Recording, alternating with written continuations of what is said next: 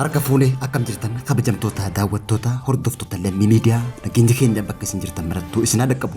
Guyyaa irraa ammoo haasawaa afuyyaa'ii mana marii federeeshinii duraaniitii fi miseensa TPLF yeroo jalqabaatiif TPLF waliin mootummaa Itoophiyaa mormuudhaan hidhamte eegasii ammoo dhiifama ministeera muummee Itoophiyaa Dr. Abiy Ahmediin hidhaa baate adde Keeriyaa Ibrahim gaabbii qabduu fi dogoggora bara bulchiinsa isaanii keessatti hojjetan akkasumallee hanga ammaatti dogoggora TPLF hasawa sheenaa qabeessa taasifteen bal'inaan kan isin biraan geenyu ta'a.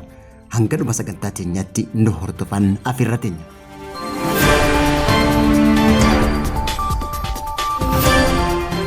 Sirna TPLF waggaa 27 oliif Itoophiyaa sabaaf sablammoota cunqursaa hoogganee ture keessatti afuyyaa'ii mana marii federeeshiniitii fi miseensa TPLF buleetti tantaate adde Keeriyaa Ibrahim haasawaa taasifteen hasawa sheenaa qabu taasisuun dhaga'ame. Adde Keeriyaan akka jettetti anilleen siyaasaadhaan machaa'eetiin ture.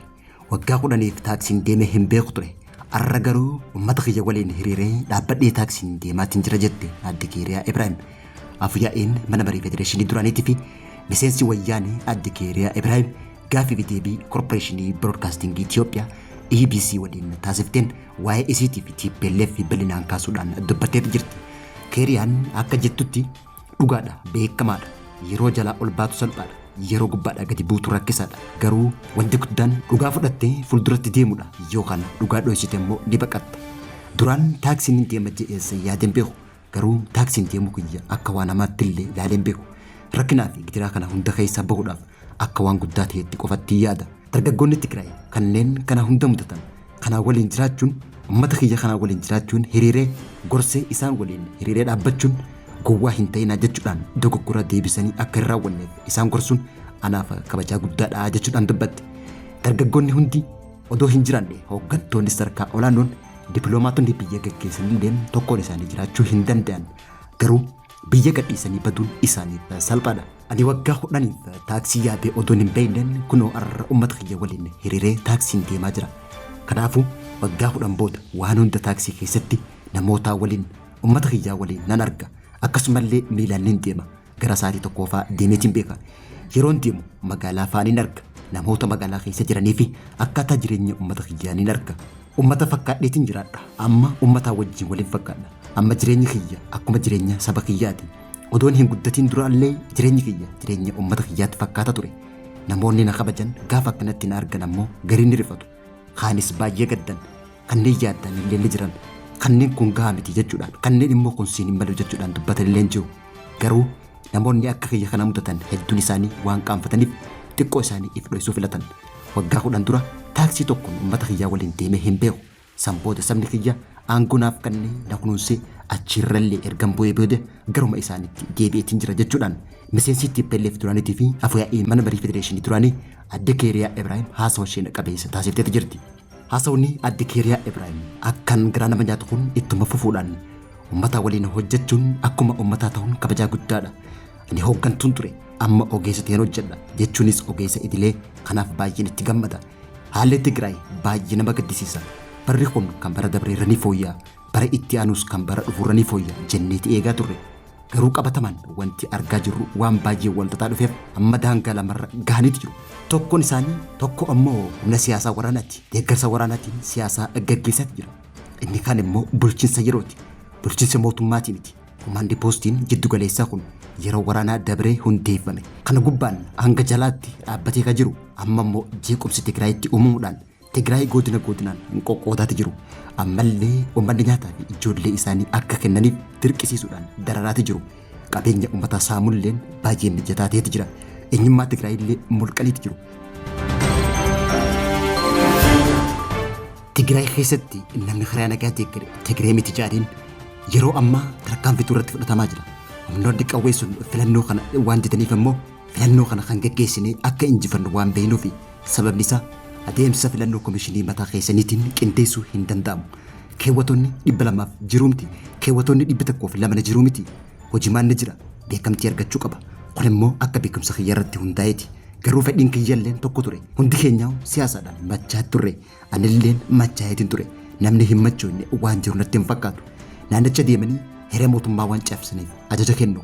Kana hin beekne garuu yeroo sanitti mormneeti jirra. garuu seera waan cabsuuf mormine malee seera waan deeggaruuf miti. Yeroo nu filattu lubbuu isaa baraaraa jee uummanni waan nu abdateef jireenyi isaa dhugaan kan idilee akkanan turre ture. Erga nu filataniin boodallee maal akka ta'e ni beekna.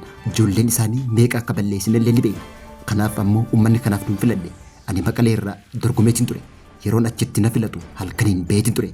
Jaarsoliin tokko tokkolleen kootii isaanii ba'atanii deemaati turan. Filannoo ammaatiin fiixee jiraachuu isaaniiti.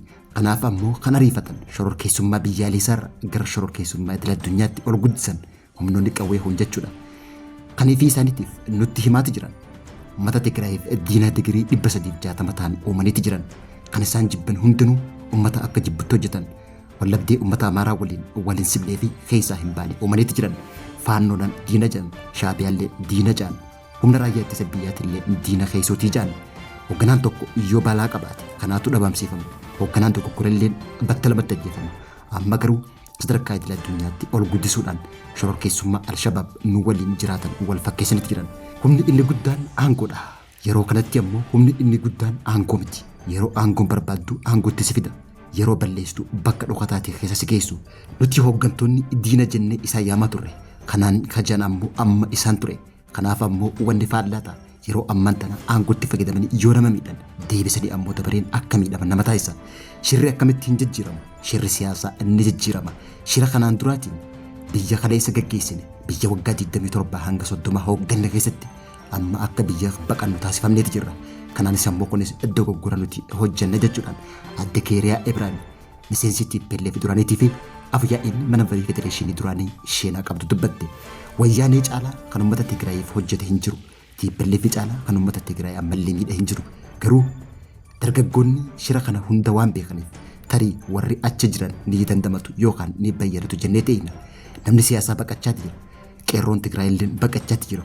Yeroo kana keessatti ammoo humnoota qawwee deeggaruun inumaatu uummata Tigraayitti jenosaayidii labsuudha jechuudhaan afyaa'iin mana marii federeeshinii Itoophiyaa duraaniitii fi miseensi TPLF buleettiin adde Keeriyaa Ibraahim haasawa sheena qabeessaa fi haasawa garaa nama nyaatu EBS irratti taasiftee jirti. Daawwattootaa fi hordoftoota lammii miidiyaa haasawa adde Keeriyaa Ibraahim akkuma isin biraan geenye amma odeeffannoo teenya daantuu kan isin biraan geenyu ta'a.